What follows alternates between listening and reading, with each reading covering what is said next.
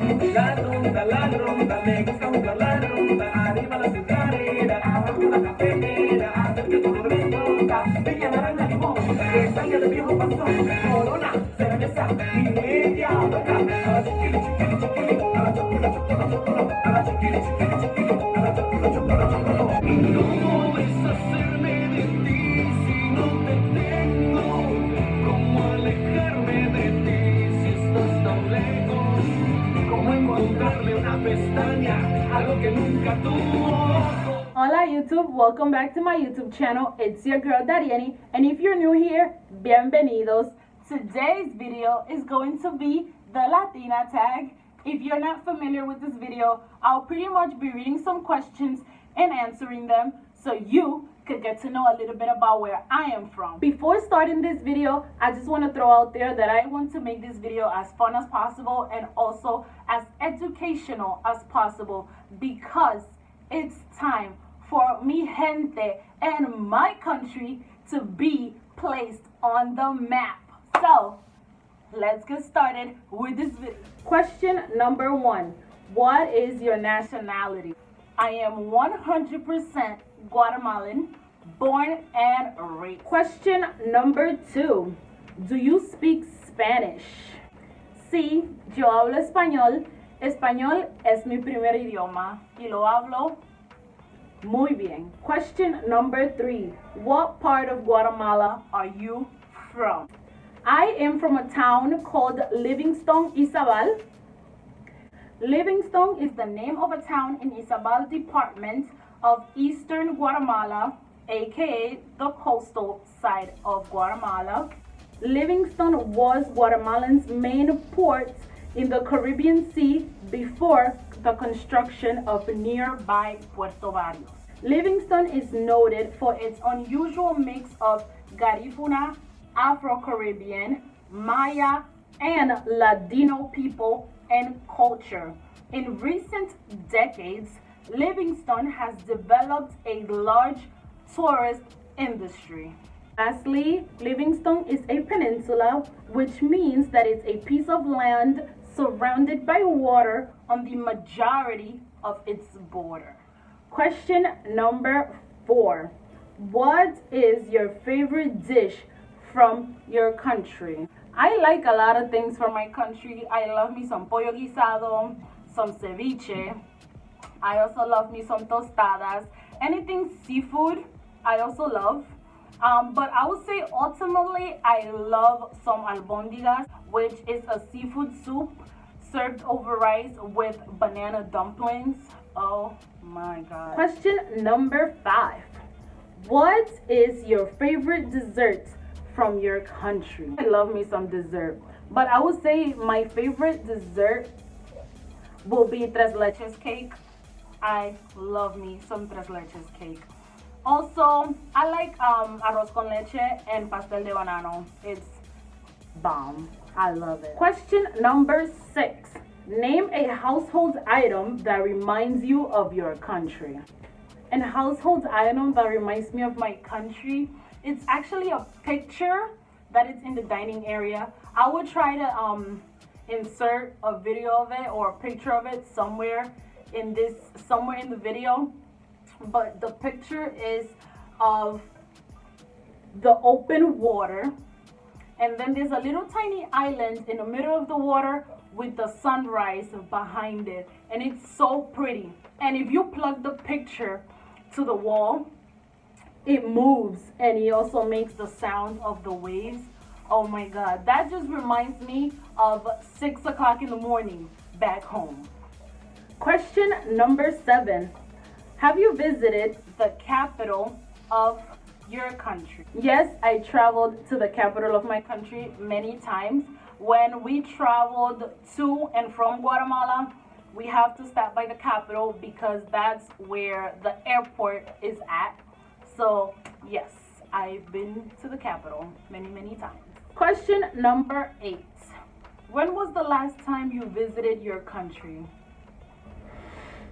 This question makes me emotional because the last time I've been to my country was in 2009, and it's long overdue. I need to go back. I want to go back. But at first, I didn't go because of school. Every time there was a school vacation, there wasn't really much to do back home. And then when we had stuff going on back home, I couldn't go because of school. I was at first in high school and then I went on to college. But I do need to go very, very soon. I don't want 2018 to go by without me visiting my country. That's one of my plans. Hopefully it goes accordingly. We never know. Question number 9. What is your favorite place to visit when you're back home? As a visitor, I like to go back home and just chill. But one of the main places for me to visit on a regular basis is the beach. I love to just go to the beach and just hang out and just enjoy the beauty of nature. It's just so pretty. But when I'm feeling a little adventurous, I like to go to Río Dulce. I love to go to Siete Altares. And I also love to go to Playa Blanca. I went there, I think, twice, and I loved it because the water is so freaking clean and beautiful, and it's just so peaceful. Like, who doesn't want to experience that? It's just gorgeous. I just miss my country so much. This video is just gonna leave me nostalgic. Question number 10. What haven't you visited in your country that you would like to visit?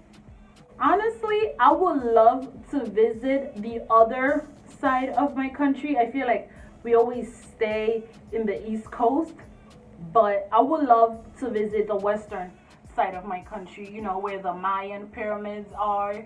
And I would also love to visit Rio Matitlan, which is this beautiful lake. And then right behind the lake, you could see the volcano. And I've seen it in pictures and it looks so pretty. And I would like to visit. Question number 11. What type of music reminds you of your country? A lot of different genres remind me of back home. I would say bachata, salsa tropical, merengue. What else?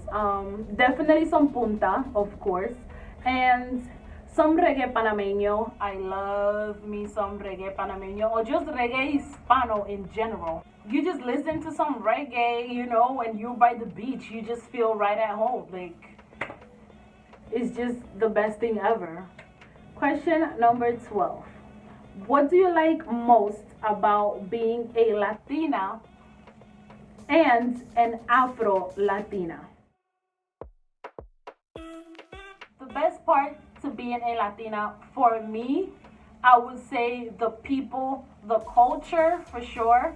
I feel that Hispanics, we are so full of life. We are so vibrant. We love music. We love to dance. We love to cook. We love to eat for sure. And one good thing about being a Latina is that you get to share and try other things about Latin America, mainly the food and the music. One thing that I truly love about Latin America is that each and every country has something different to offer. Yes, our food can be similar, but each country has its own unique taste, its own unique approach when it comes to food or when it comes to music. And I love that. And I would say the best part about being an Afro-Latina, I would say having the best of both worlds. With that, I mean, I get to embrace my Guatemalan side and also embracing the side of my ancestors. If it wasn't for my ancestors, I wouldn't have the beautiful features that I have today, you know, the high cheekbones, the cute little lips, you know, definitely my beautiful skin tone, hello. So I like having the best of both worlds, and I also love embracing both things, you know. At the end of the day, yes, I am a Latina, but also, you know, my history comes from elsewhere. So I also like to embrace that. Moving on. Question number 13. What is the most annoying part about being a Latina? To me, I would say that the most annoying part about being a Latina or an Afro-Latina is definitely the ignorant questions about my complexion. People act like we don't exist, or people act like there is no people that look like me in Latin America, and that is very annoying because I feel like I don't have to prove myself to anybody. Question number 14. What would you like to say to the people that always question your ethnicity and your culture? I don't want this video to turn into a rant because that can easily happen, but I want this video to stay on a positive note and not go left. So, for the people that always question my ethnicity or my culture, I would just tell them to learn more about history, expand your horizons. And if you have the opportunity to do it, I would tell them to travel. If you travel, you will see that there's people that look like me in Mexico, in Guatemala, in Honduras, Panama, Costa Rica, Colombia, Brazil, So definitely expand your horizons, be open-minded for sure, and travel. If you have the means to travel, expand your horizons and you will discover a lot more than what you learned about in your social studies class, for sure. Last question, because this video is getting emotional by the minute. What would you tell other Afro-Latinos who suffer from identity crisis?